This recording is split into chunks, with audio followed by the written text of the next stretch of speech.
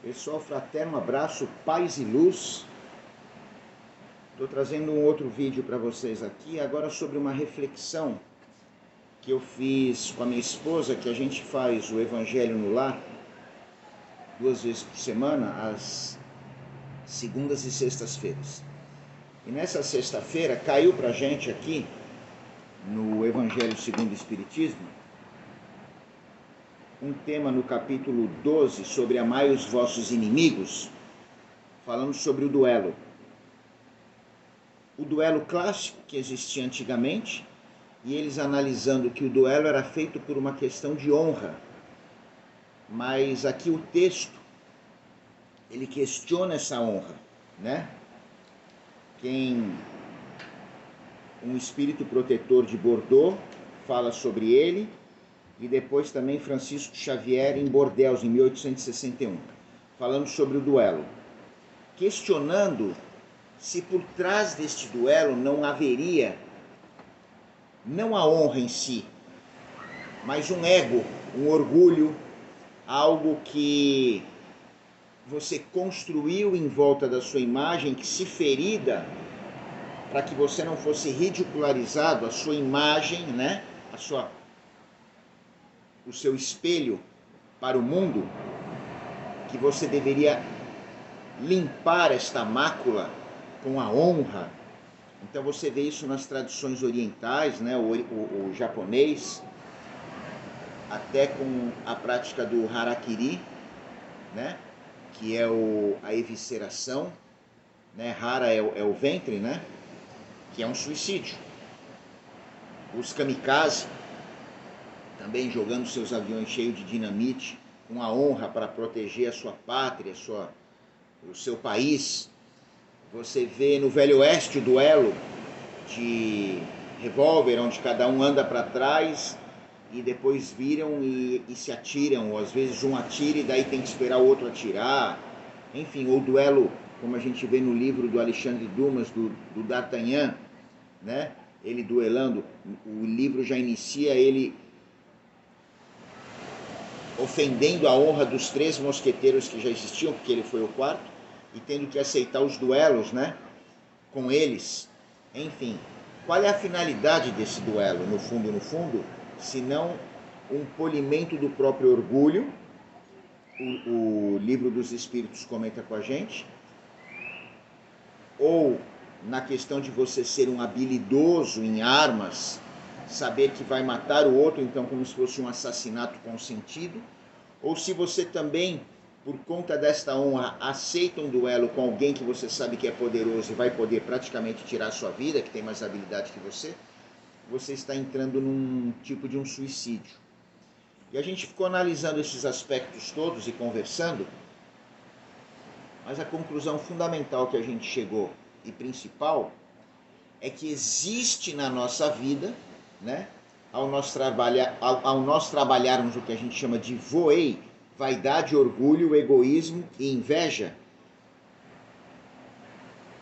estes duelos acontecendo a todo momento. Quando, por exemplo, um cônjuge briga, alguém fala uma palavra mais áspera, o outro devolve, ou não leva o desaforo para casa, ou guarda como rancor, como mágoa, e depois procura uma vingança.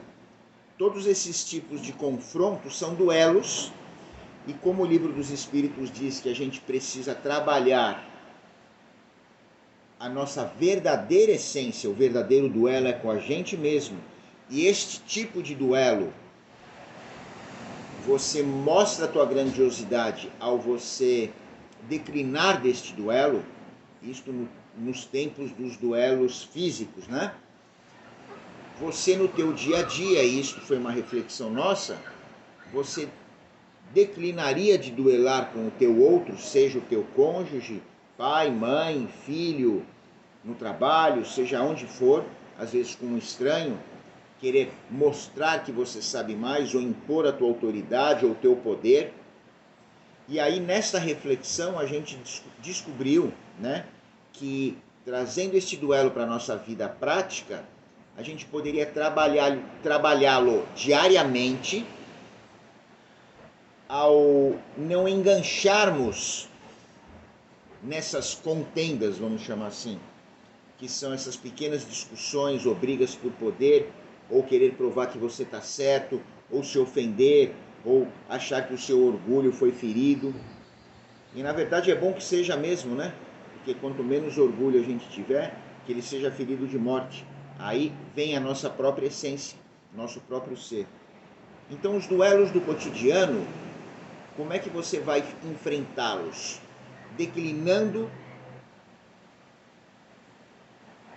deste enfrentamento, como diz o oriental, quando não há o oponente, como é que você vai poder brigar se não há o oponente? Como aquela história zen, que o jovem chamou o velho samurai para o duelo e ficou com uma série de impropérios para tirar o samurai da têmpera e provocar que ele fosse para cima do oponente, e aí ele poder vislumbrar algum ponto vulnerável no velho e atacar, porque o velho tinha muita habilidade. Mas o velho ficou lá parado, o velho samurai, até que o jovem não teve coragem ele de ir para cima do velho e se retirou.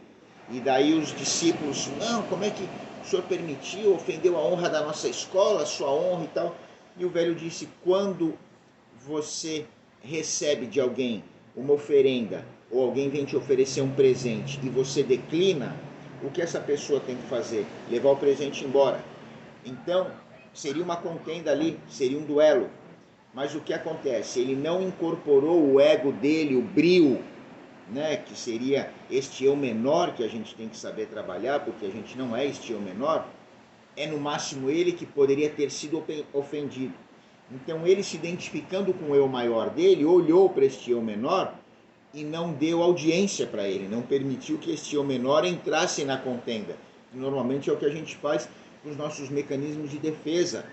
Nosso medo, orgulho, vaidade, sensação de impotência muitas vezes que a gente tem, de rancor, de mágoa.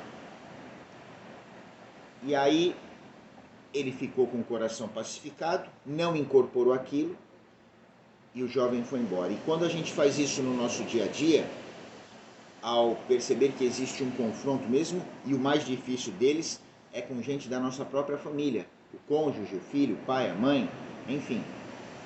Você não, mesmo que você possa ter até razão, você não usar da tua palavra que fere, ou do teu gesto, ou futuramente até guardar como uma mágoa e usar como uma vingança.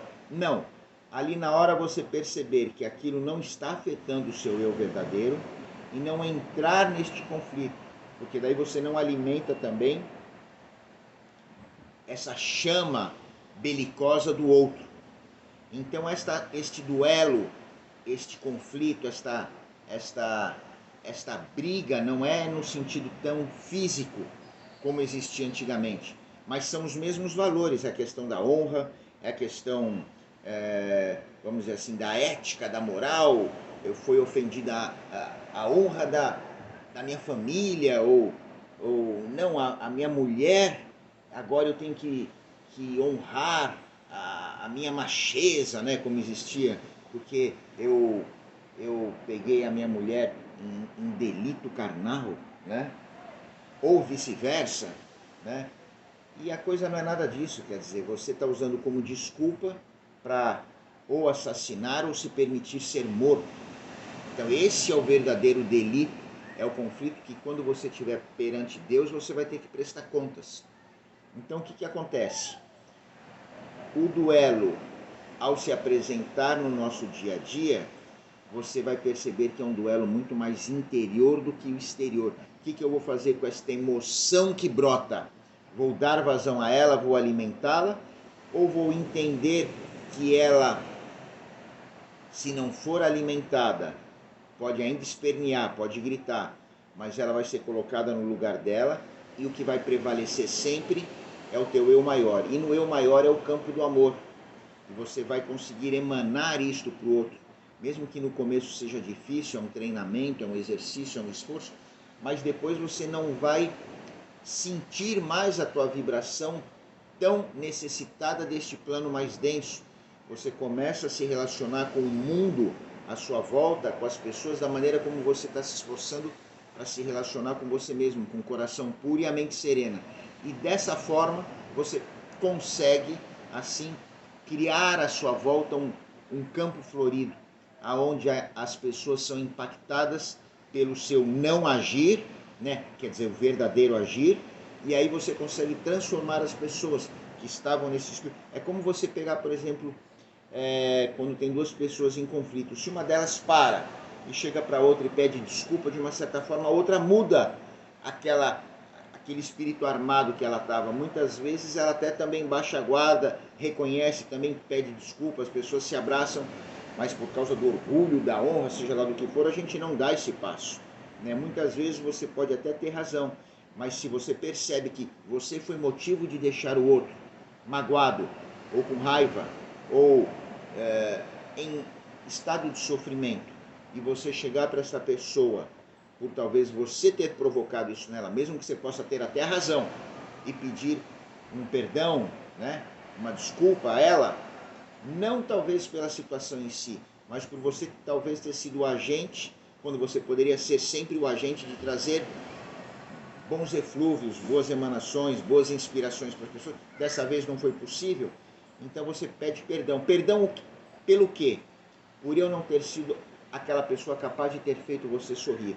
Quando a gente consegue atingir este nível, a gente consegue transformar as pessoas que estão à nossa volta, porque a gente já nos transformou. Então era esta reflexão que eu queria trazer para vocês e deixar aqui um beijão no coração de vocês. Vamos vir aí com mais vídeos e escrevam aí nos comentários o que vocês acharam, as reflexões, tá bom? Um fraterno beijo no coração de vocês, muita paz e luz, e fiquem agora com um pouco da nossa vista aqui.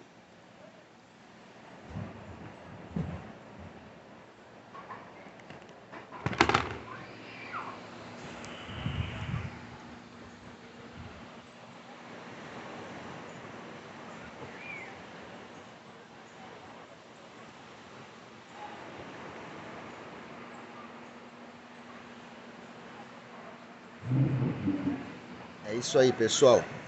Beijão no coração de vocês.